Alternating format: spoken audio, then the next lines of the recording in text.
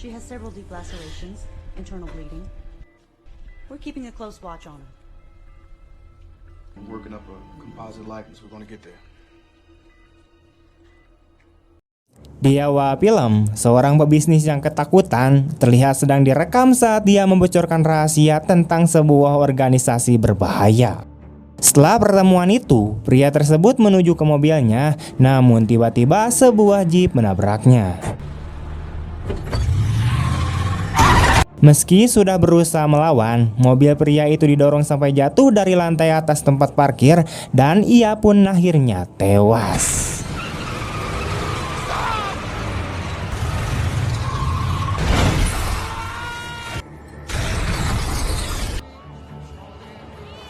Kita lalu diperkenalkan pada Will Gerard, seorang guru bahasa Inggris yang sedang berkencan dengan istrinya bernama Laura yang merupakan seorang musisi. Mereka sedang merayakan hari jadi pernikahan mereka. Di televisi, mereka melihat laporan tentang kematian pria tadi dan berkomentar bahwa meskipun kota ini sedang kacau, mereka tetap bisa bersenang-senang. Okay, so I know what's happening. Just move on. Well, the city may be going to hell, but we are going dancing. Malam itu, mereka pergi berdansa bersama sahabat Will bernama Jimmy yang juga kepala sekolah tempat Will bekerja dan juga istrinya.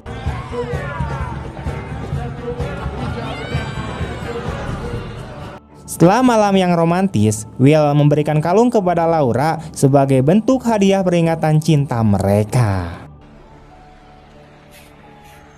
Keesokan harinya setelah bekerja, Will dan Jimmy bertemu untuk pertandingan catur rutin mereka yang mereka jalani dengan serius.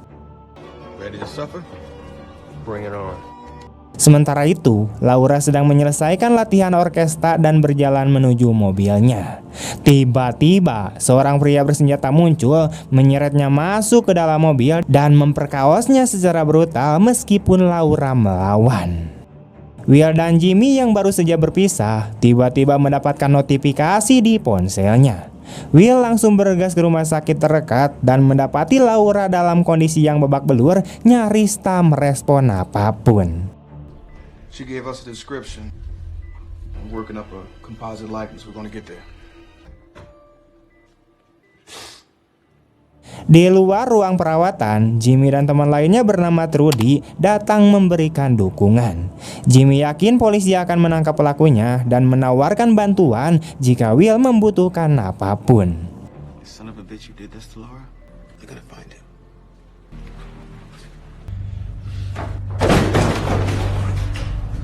Saat Will duduk sendirian di ruangan tunggu, seorang pria berjas kemudian menghampirinya dan mengaku namanya bernama Simon. Ia mengatakan bahwa dia pernah mengalami hal serupa dan tahu siapa pelaku yang menyerang Laura, yaitu seorang residivis bernama Haz. Simon kemudian membuat tawaran mengejutkan di mana ia dan organisasinya bisa mengurus Haz agar Laura tidak perlu menjalani proses pengadilan yang panjang dan menyakitkan. Sebagai imbalannya, Will mungkin akan diminta melakukan sedikit bantuan di kemudian hari. Awalnya Will ragu, tapi karena tergiur balas dendam demi Laura, ia pun akhirnya setuju. Untuk menyetujui tawaran itu, ia diminta membeli 2 coklat dari mesin penjual otomatis sebagai sinyal yang dia lakukan di bawah pengawasan beberapa orang yang tidak dikenalnya.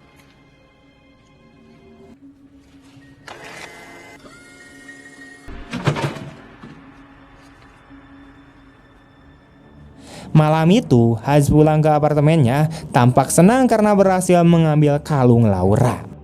Tiba-tiba, seorang pria mengenakan sarung tangan muncul dan menodongkannya dengan pistol.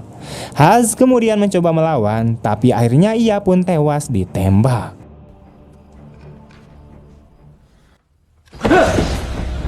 What the fuck? You raped a woman tonight.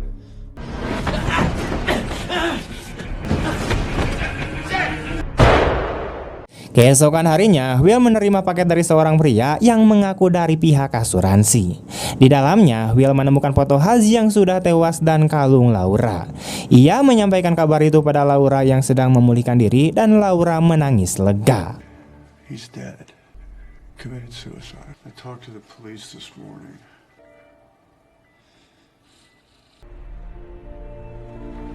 Mereka pun kemudian pulang ke rumah, meski wajah Laura masih memar-memar. Ia meminta agar Will mengganti kunci dan memasang teralis di jendela rumahnya. I'm sorry. We'll find a way to get over this. It's just hard. 6 bulan kemudian, mereka masih mencoba bangkit dari kejadian tragis itu. Laura ingin membeli senjata, tapi Will menolak karena tak ingin ada senjata di rumah mereka. Meski begitu, Laura diam-diam mengikuti latihan menembak dan membeli semprotan merica. Bring the gun to your eyesight. Pick up that front sight. Rear sight. And there's your pepper spray. Take care. Thanks. Suatu malam saat tibar, Will mendapatkan telepon dari Simon yang memintanya untuk bertemu. Ia diminta membeli permen karet dari toko, lalu keluar lewat pintu belakang di mana Simon sudah menunggu di dalam mobil. Will kemudian masuk dengan ragu dan Simon kemudian memberinya sebuah amplop. Ia diminta mengirim surat di kotak pos tepat pukul 4.15 sore keesokan harinya. Namun saat tiba di kebun binatang tempat kotak pos itu berada, Will menerima telepon dan disuruh untuk membuka surat itu. Isinya adalah foto seorang pria bersama keluarganya dan juga nomor telepon.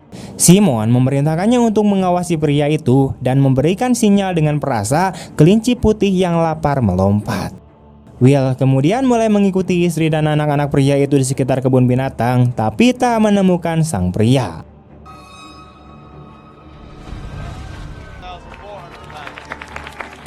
Keesokan harinya di ruang kelas, Will terkejut melihat nomor telepon itu ditulis di papan tulis. Ia menelepon Simon dengan marah, tapi Simon sudah menunggunya di luar sekolah. Will menolak melanjutkan kerjasama karena privasinya telah dilanggar, tetapi Simon mengingatkan akan perjanjian mereka. Okay, we just need you to do one more thing. Will, a promise is a promise, okay? I'll be in touch. Setelah itu, Will bertemu dengan seorang pria asing yang menyerahkan amplop berisikan dokumen yang menyebutkan target Will adalah pelanggar hukum.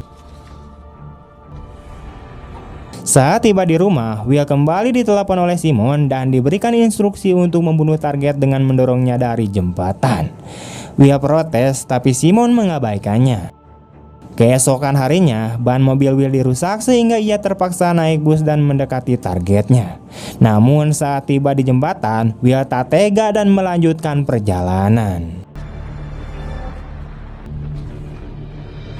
Simon kembali menghampirinya di sekolah dan kemudian mengancamnya, tapi Will bersikeras menolak untuk membunuh.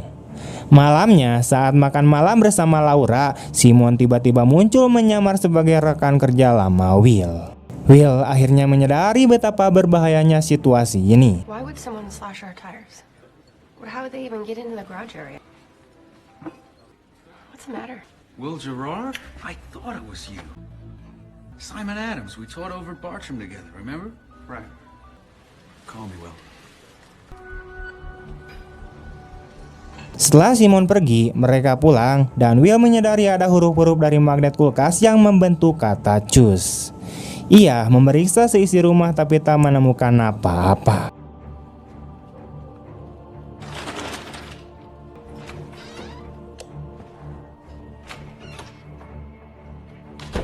Honey, I think I left something in the car. I'll be right back.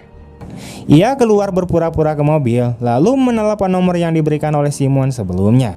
Panggilan tersebut kemudian tersambung ke rumah duka dan Will memerintahkan mereka agar menyampaikan pesan agar Simon berhenti mengganggu keluarganya. Hello? Tell Simon to leave my wife the fuck alone. Saat Will kembali ke rumah, pintu sudah terbuka dan Laura mengira Will baru saja keluar. Di kulkas, ia kembali melihat kata cus. Keesokan paginya, Will turun dari bus di jembatan yang sama dan melihat targetnya juga turun dari bus. Will kemudian mencoba berbicara, tapi si pria sudah curiga dan malah menyerang Will hingga akhirnya jatuh sendiri dari jembatan dan tewas.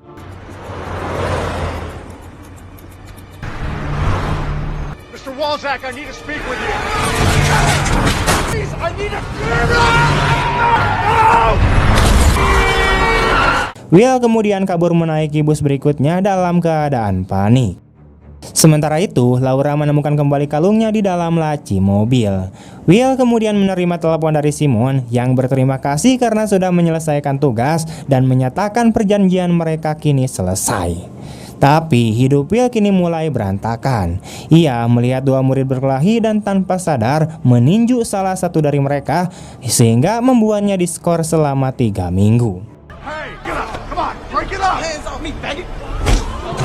It's a minimum 3 weeks suspension. Saat sampai di rumah, Laura langsung mengkonfrontasi soal kalung. Tetapi Will tak menjelaskan sehingga membuat Laura pergi ke latihan orkestra.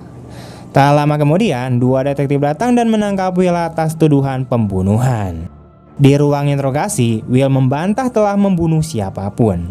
Polisi kemudian menunjukkan rekaman dari kamera pengawas yang memperlihatkan Will dan korban yang bernama Alan berjalan menuju jembatan meskipun tidak ada rekaman saat Alan terjatuh.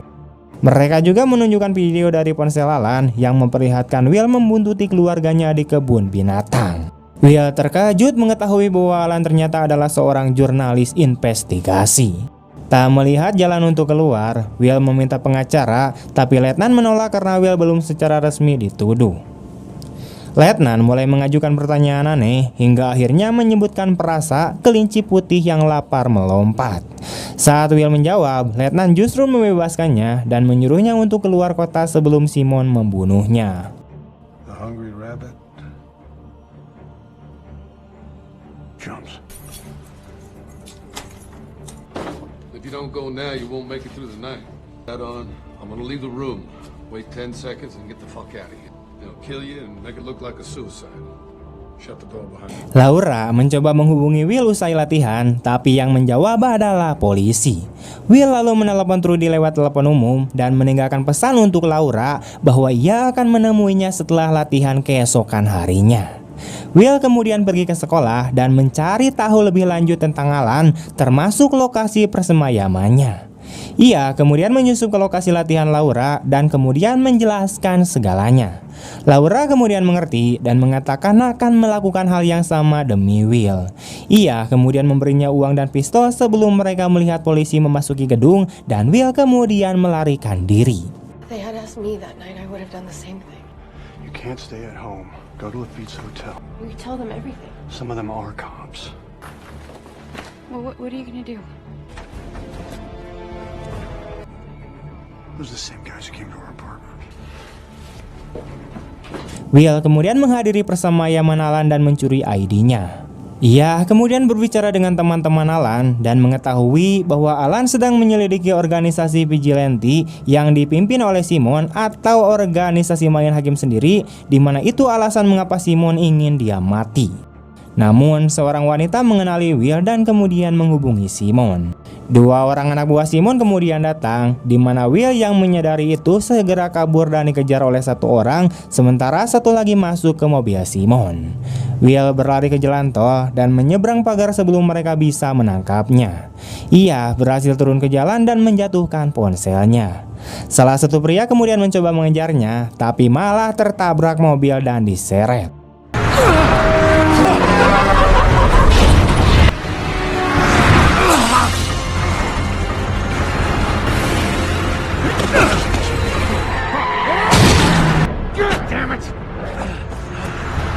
Laura keluar dari apartemennya dan bertemu dengan seorang detektif yang mengaku punya bukti untuk membebaskan Will. Tapi di tengah jalan, Laura menyadari bahwa mereka bukanlah polisi dan menyemprot mereka dengan semprotan merica lalu kabur.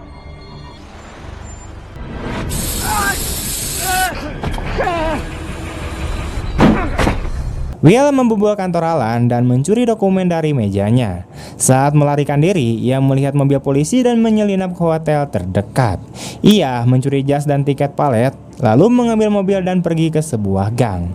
Di sana, ia memutar DVD dari kotak yang ditemukannya. Isi rekaman tersebut adalah wawancara Alan dengan pria dari awal film tentang organisasi vigilante. Ia juga melihat foto Simon bersama Jimmy, yaitu sahabatnya sendiri. You know, if they find out I'm talking to you, they're gonna kill me. Who's Simon?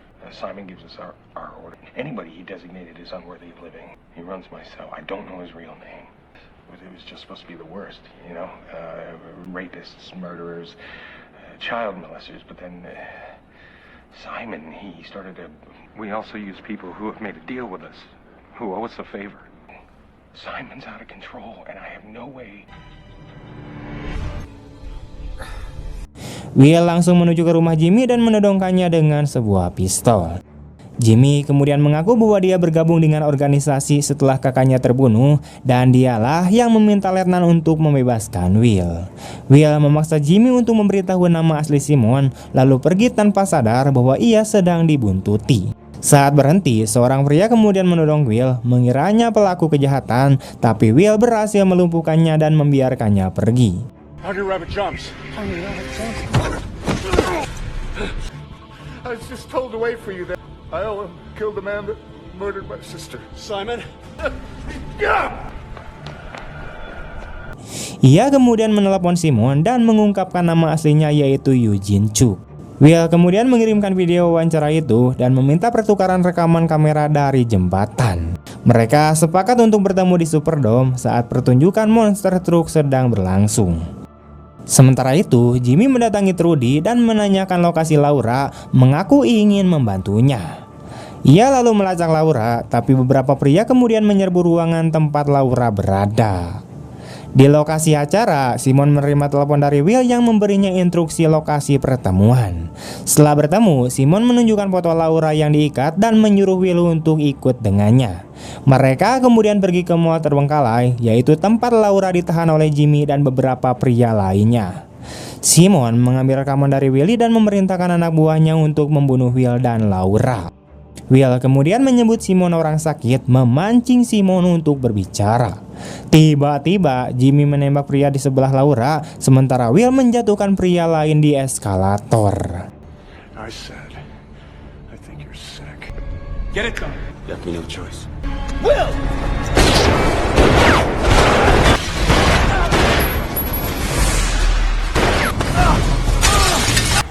What the f***, Jimmy?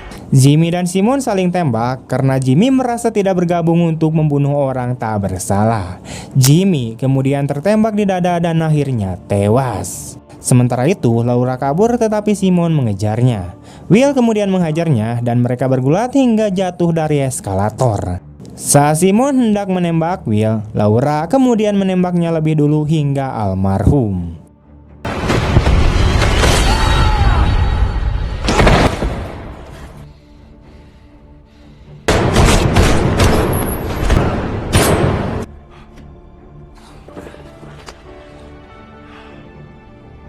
Letnan kemudian tiba di lokasi dan mengatakan bahwa Simon dan Jimmy saling membunuh dan Will serta Laura tidak berada di sana.